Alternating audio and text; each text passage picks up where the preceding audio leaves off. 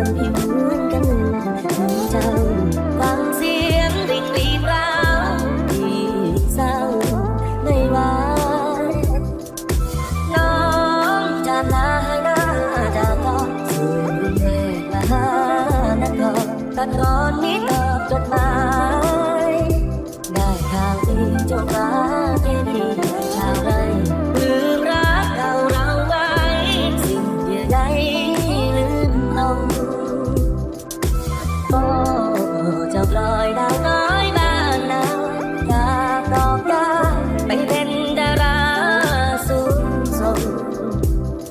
ลอยตื่นถึงน้องจะลืมที่ลมอย่าเร่งร้องน้องเอ๋ยเจ้าจงระวังวิวภายกลางทางเรืออ่อนอ่อนต้นการเดียวสุดพื้นต้นดังคนสูญสิ้นความหวังเป็นเลงเที่ยวรักตั้งเป็นที่นาปล่อยเอ๋ยอย่าลาร้างเดินทางสุพรรณลงคอยโอ้เจะปล่อยดาวน้อยบ้านนาจากดอกยาไปเป็นดาราสูงส่งที่ลอยตื้นที่น้องจะลืมที่ลมอย่าเริ่มลงน้องเอ๋ยเจ้าจงระวังวิ